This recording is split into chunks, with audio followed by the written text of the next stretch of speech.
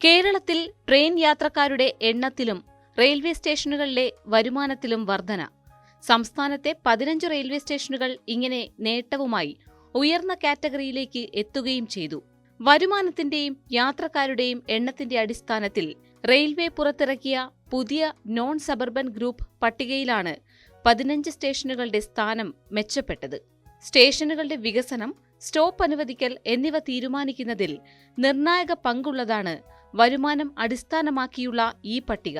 പുതിയ പട്ടിക പ്രകാരം ഗ്രേഡ് മാറിയ സ്റ്റേഷനുകൾ ഒട്ടുമിക്കതും അമൃത് ഭാരത് പദ്ധതിയിൽ സ്റ്റേഷന്റെ വികസനത്തിനായി പരിഗണിക്കപ്പെട്ടിട്ടുണ്ട് എന്നതാണ് കേരളത്തിന് സന്തോഷം പകരുന്ന കാര്യം. കാസർഗോഡ്, പയ്യന്നൂർ, കൊയിലാണ്ടി, തിരുവല്ല, ഒറ്റപ്പാലം സ്റ്റേഷനുകൾ നോൺ സബർബൻ ഗ്രൂപ്പ് 4-ൽ നിന്നും ഗ്രൂപ്പ് 3-ലെത്തി. 10 മുതൽ 20 കോടി വരെ വാർഷിക വരുമാനമുള്ള സ്റ്റേഷനുകളാണ് ഗ്രൂപ്പ് 4-ലുള്ളത്.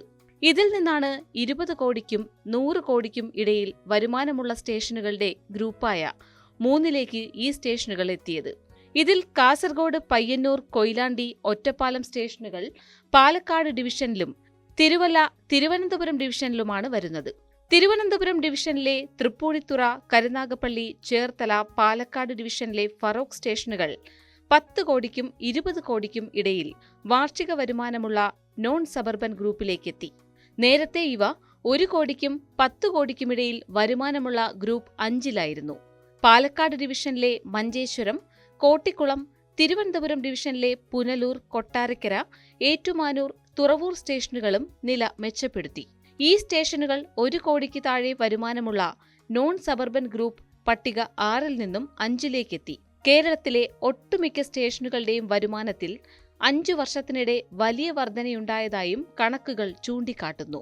കാസർഗോഡ് സ്റ്റേഷനിൽ 2018-19 വർഷം 21.68 കോടിയായിരുന്നു വരുമാനമെങ്കിൽ അത് 2023-24 ആയപ്പോഴേക്ക് ഇരട്ടിയിലേറെ വർദ്ധിച്ച് 49.7 കോടിയായി.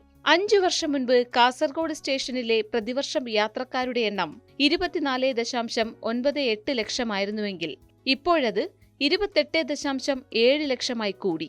പയ്യന്നൂർ സ്റ്റേഷനിലെ വരുമാനം 4.98 കോടിയും മഞ്ചേശ്വരം സ്റ്റേഷനിലെ വരുമാനം 48 ലക്ഷം രൂപയുമായി വർദ്ധിച്ചു.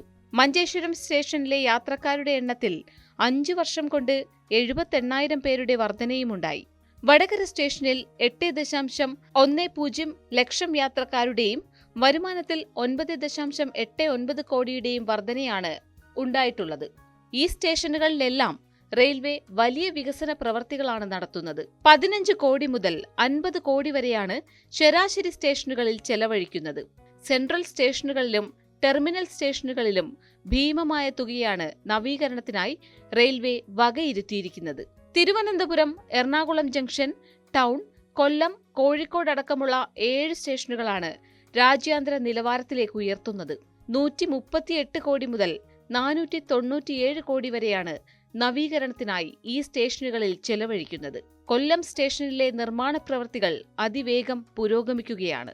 ഈ സ്റ്റേഷനുകളെല്ലാം മികച്ച പ്രകടനം കാഴ്ചവെക്കുമ്പോൾ അടച്ചുപൂട്ടൽ നേരിടുന്ന സ്റ്റേഷനുകളും കേരളത്തിലുണ്ടെന്നത് മറക്കാനാകില്ല. ഹാൾട്ട് സ്റ്റേഷനുകൾ അടക്കം 199 എണ്ണമാണ് കേരളത്തിൽ ഈ ഗണത്തിലുള്ളത്. തിരുവനന്തപുരം, പാലക്കാട് ഡിവിഷനുകളിലെ കണക്കാണിത്. വരുമാനത്തിൽ കുറവും യാത്രക്കാരുടെ എണ്ണം കുറയുകയും ചെയ്യുന്ന സ്റ്റേഷനുകളാണ് ഗ്രൂപ്പ് ഡിയിൽ ഇത്തരത്തിൽ വരുന്നത്. ഈ സ്റ്റേഷനുകളെ ഹാൾട്ട് സ്റ്റേഷനുകളായി മാറ്റും. വരുമാനത്തിൽ മാറ്റമുണ്ടാകുന്നില്ലെങ്കിൽ പിന്നീട് ഈ സ്റ്റേഷനുകളെ അടച്ചുപൂട്ടും. ഹാൾട്ട് സ്റ്റേഷനുകളിൽ പാസഞ്ചർ ട്രെയിനുകൾക്ക് മാത്രമാണ് സ്റ്റോപ്പ് ഉണ്ടാകുക. നിലവിൽ കേരളത്തിലോടുന്ന പാസഞ്ചർ ട്രെയിനുകൾ തുലോം കുറവായതിനാൽ ഈ സ്റ്റേഷനുകളുടെ ഭാവി കടുത്ത പ്രതിസന്ധിയിലാകുമെന്നും ഉറപ്പാണ്.